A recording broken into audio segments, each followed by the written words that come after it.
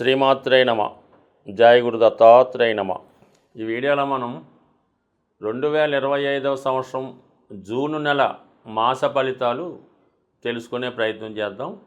మరి ముందుగా ఈ నెల ప్రారంభంలో ఉన్నటువంటి గ్రహస్థితి పరిశీలించినప్పుడు మరి కుంభరాశి అందే రాహుగ్రహం ఫ్రెష్గా మే 18నే రావడం జరిగింది. సుమారు 1.5 సంవత్సర కాలం పాటు రాహు కుంభరాశి అందే సంచారం జరుగుతుంది. ఇక మేషరాశిలో షష్టగ్రహ కూటమి విడిపోయి సింగిల్గా శని భగవానుడు ఒక్కడే మీనరాశిలో సంచరించడం జరుగుతుంది. ఇంకా 2.5 సంవత్సరాల పాటు అదే రాశిలో అటు ఇటుగా వక్రించినప్పటికీ అదే రాశిలో సంచరించడం జరుగుతూ ఉంటుంది. మరి మేషరాశిలో శుక్రుడు, వృషభ రాశిలో రవి బుధ గ్రహాలు, మిథున రాశిలో మరి కొత్తగా మారినటువంటి మే 15 నుంచి అదే రాశిలో సంవత్సరం పాటు గురుగ్రహ సంచారం మిథున రాశిలో. ఇక కర్కాటక రాశిలో ఈ నెల ప్రారంభంలో కుజుడు జూన్ 6వ తారీఖు వరకు సంచరిస్తూ జూన్ 6 తర్వాత సింహరాశిలోకి ప్రవేశించడం జరుగుతుంది. మరి చివరగా సింహరాశి అందే కేతుగ్రహ సంచారం ఇంకా సుమారు 18 నెలల పాటు అదే రాశిలో సంచరించడం జరుగుతుంది. అయితే ఈ నెల ప్రత్యేకత ఏంటంటే ఈ నెల ప్రారంభంలో గ్రహాలన్నీ రాహుకేతువుల మధ్య ఉండిపోవడం వల్ల ఒక విధమైనటువంటి గోచారరీత్యా కాలసర్పదోష ప్రభావం ఏర్పడింది. అలాగే వృషభ రాశిలో రవి బుధుల సంచారంతో బుధాదిత్య యోగం ఏర్పడింది.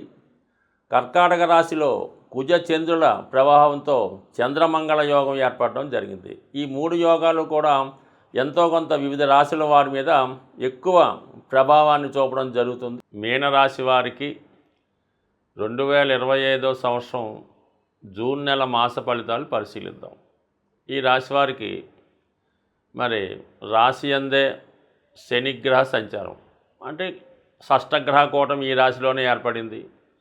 నెమ్మదిగా అది 5 గ్రహాలు 4 గ్రహాలు 3 గ్రహాలు మారి చివరికి శని ఒక్కడే ఏకాకిగా మీనరాశిలో సంచారం చేయడం జరిగింది. అంటే దీన్ని బట్టి ఏంటంటే గతంలో మీ చుట్టూ ఉన్నటువంటి బంధువులు మిత్రులు శ్రేయోభిలాషులు అందరూ కూడా మిమ్మల్ని చాలా వరకు వాడుకొని ఇప్పుడు మిమ్మల్ని ఒంటరిగా చేసి నీ పాటలేవో నువ్వు పడినైనా మాకేమీ సంబంధం లేదని మిమ్మల్ని ఏకాకిగా విడిచిపెట్టినట్టు ఉంది మీ యొక్క స్థితి. అందువల్ల ఇప్పుడు ఈ మిగతా గ్రహాల ప్రభావం పోవడంతో కేవలం శని యొక్క ప్రభావం ఈ మీనరాశి వారి మీదే జరిగింది. అందుకని ఇప్పుడు వీళ్ళు చాలా వరకు వారి పని వారు చేసుకుంటూ చాలా కష్టపడి క్రమశిక్షణతో ఉండవలసి ఉంటుంది. సో అందువలన ఏంటంటే ఈ సమయంలో మీరు చాలా వరకు ఎవరి మీద ఆధారపడకుండా మిమ్మల్ని మీరే ఉద్ధరించుకుంటే చాలా బాగుంటుంది. చేసే ప్రతి ప్రయత్నం కష్టం అనిపిస్తూ ఉంటుంది. అంటే ఇది మళ్ళీ 3 రకాలుగా ఉంటుంది. విద్యార్థుల మీద అంటే 26 లోపు వారి మీద విద్యా విషయాల్లో ఆటంకాలు, ఫెయిల్యూర్సు మళ్ళా ప్రయత్నం చేయడం జరుగుతూ ఉంటుంది. మిడిల్ ఏజ్ 50 to 55 లోపు ఉన్నవాళ్ళు ఆర్థికపరమైనటువంటి రుణ బాధలు, పిల్లలు సెటిల్ అవ్వలేక ఆల్తో బాధలు ఇవన్నీ చికాకు పడుతూ చాలా వరకు ఒంటరిగా బాధపడటం తప్ప వేరే అవకాశం లేదు. ఇక వృద్ధులు 65 దాటిన వాళ్ళకి అనారోగ్య సమస్యలు, పలకరించే దిక్కు లేక వాడి భోజనం కూడా ఏదో టైంకి దొరక్క ఇబ్బంది పడుతూ ఎప్పుడు పెడతారని ఎదురు చూసే స్వభావంతో ఈ వృద్ధులు ఉండే అవకాశం ఉంది. సో ఏదైనా ఈ సమయంలో మీకు మీనరాశిలో ఉన్న వాళ్ళకి దైవ ఆరాధన తప్ప మీరు మీ చుట్టూ ఉన్నటువంటి మనుషుల్ని కాకుండా కేవలం భగవంతుని నమ్ముకుంటేనే మీరు ఈ సమస్యల నుంచి బయటపడగలరు. ఎవరి మీద ఆధారపడినా ఉన్నది గుల్ల చేయడం తప్ప వారి నుంచి మీకు ఏమీ ఉపయోగం ఉండదు. ఎవరినైనా మీరు ఈ సమయంలో సహకారం అడిగితే మీ దగ్గర ఏమున్నది, ఇతని వల్ల మనకేమైనా ప్రయోజనం ఉంటుందా, కనీసం ఏదైనా కొంత మనకి ప్రతిఫలం ఇవ్వగలడా, చివరి రోజులైనా ఏదైనా చెల్లించగలడని ఆలోచించి మాత్రమే ఇప్పుడు మిమ్మల్ని చేరదీయడం కానీ ఏదైనా అయ్యో అని ఆదరించడం కానీ జరిగే అవకాశం ఉంది. ఏది మీ దగ్గర లేనప్పుడు, అంటే ఏదో ఒక ఆస్తో పెన్షన్ ఏదో ఉంటే అందరూ చూస్తారు. ఇప్పుడు ఏమీ లేనప్పుడు మాత్రం కంపల్సరీగా మీరు మరి ఎదురు చూడవలసిందే మోక్షం కోసం. అది పెద్దవారికి సుమ ఈ విధంగా ఉంటుంది. మరి రాహు 12లో ఉండడం వల్ల ఏదో కొన్ని అక్కర్లేని సమస్యలు వస్తుంటాయన్నమాట. అంటే గతంలో మనకి బాధ్యత పూర్తిగా తీరిపోయింది, ఇంకా మనకి సమస్య లేదు అనుకుంటాం. తిరిగి మళ్ళా ఆ సమస్య స్టార్ట్ అయ్యి మళ్ళా వాళ్ళ మీద ధనాన్ని వెచ్చించడమో వారి కోసం కష్టపడడమో జరుగుతుంటాయి. కొన్ని తప్పనిసరి పరిస్థితుల్లో కొన్ని బంధాలు మీకు ఏర్పడడం జరుగుతూ ఉంటుంది. ఇది గత జన్మలో చేసుకున్నటువంటి పాపమో పుణ్యమో ఈ జన్మలో మిమ్మల్ని వేధించే అవకాశం ఉంది. కాబట్టి దీనికోసం కూడా మీరు ప్రిపేర్గా ఉండవలసి ఉంటుంది. ఇక దాని తర్వాత కొద్దిలో కొద్ది బెటర్ ఏంటంటే అంటే ధనస్థానంలో శుక్రగ్రహం తృతీయ అష్టమాధిపతిగా శుక్రుడు ధనస్థానంలో ఉండడం వల్ల ఏదో ఒక ప్రభుత్వ పథకమో, ఎవరైనా మీ యొక్క బంధువులు మీకు బాబు మీకు నెలకొకంత కంపల్సరిగా ఒక 10,000 1,00,000 పంపిస్తూ ఉంటాం, నువ్వు జాగ్రత్తగా ఉండు, తర్వాత చూసుకుందాంలని ఈ విధంగా సహకరించే అవకాశం ఉంది. అది ముఖ్యంగా స్త్రీలు అయి ఉండవచ్చు. అంటే స్త్రీలు అంటే బయట వారు ఎందుకు చేస్తారో, మీ కుమార్తె మదరో చెల్లెలో అక్కో అవ్వచ్చు, ఇంకా వేరే విధమైతే అర్థం చేసుకోవద్దు.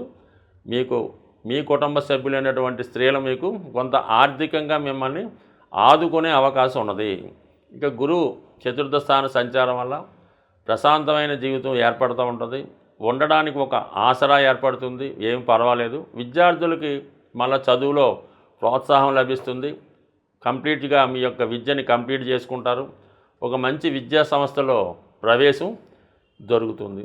ఇంకా ఉద్యోగ ప్రయత్నాలు చేస్తున్న వారికి కూడా ఏదైనా ఒక పాఠశాలలోనో ఆధ్యాత్మిక సంస్థలోనో మీకు కొద్దిపాటి ఉపాధి అవకాశాలు లభించే అవకాశం అంటే మామూలుగా హ్యాపీగా వెళ్తున్న వాళ్ళు కాదు.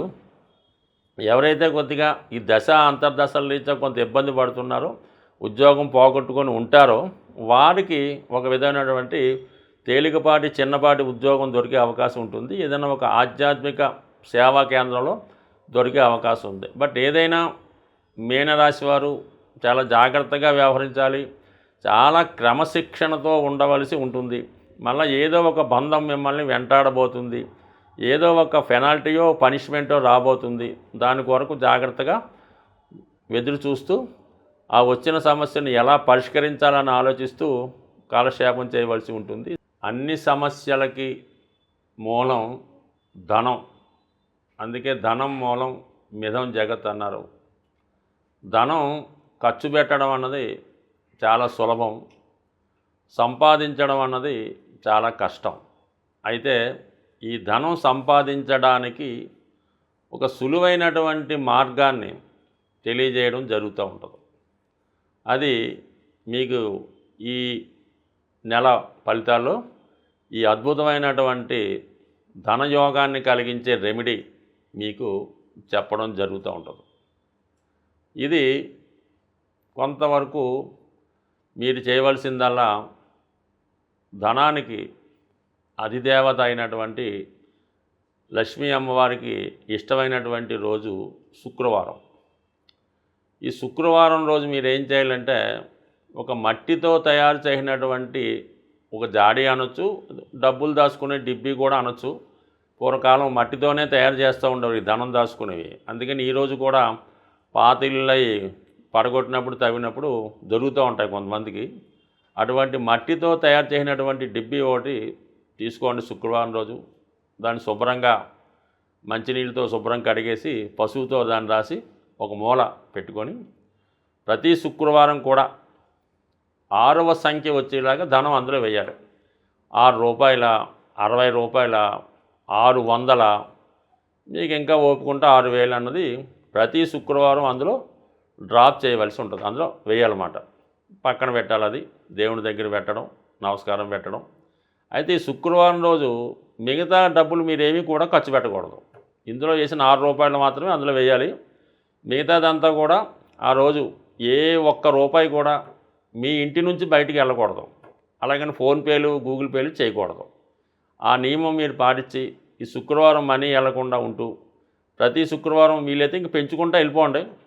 దాని తర్వాత ఒక సంవత్సరానికో ఎంతో దాన్ని ఓపెన్ చేసి దాంతో ఏదన్నా ఈ వరలక్ష్మి వ్రతంగా ఎప్పుడైనా తీసుకోవచ్చు. గోల్డ్ ఏదైనా కొని అది అమ్మవారి పూజకి ఉపయోగపడేలాగా ఇది బంగారు పుష్పాలు ఓ బంగారం కిరీటమో లేదంటే బంగారంతో చేసినటువంటిది ఏదైనా ప్లేటు ప్రసాదం పెట్టడానికో గ్లాసో కొని అమ్మవారి దగ్గరే పెడతా ఉండండి. ఇలా మీరు చేసుకుంటూ పోతే మీరు రూ. 6 సేవింగ్ మొదలెడితే అది మీరు వారానికి 6 లక్షల దాకా తీసుకెళ్ళినా కూడా మీరు ఆశ్చర్యపడక్కర్లేదు అవుతుంది. దాంతో మీరు చేయవలసిందల్లా ఈ గోల్డ్ కొని ఇది అమ్మవారికి ఏదో వస్తువు కొని పెట్టడం.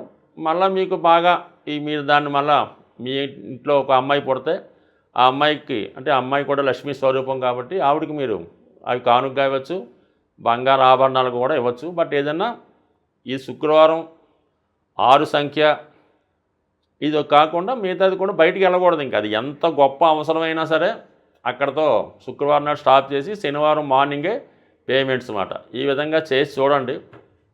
ఇంచుమించుగా నాకు తెలిసి ఈస్ట్ గోదావరి జిల్లాలో అపర కుబేరులు ఉన్నారు. వాళ్ళంతా కూడా ఈ నియమాన్నే పాటిస్తున్నారు. స్వస్తి.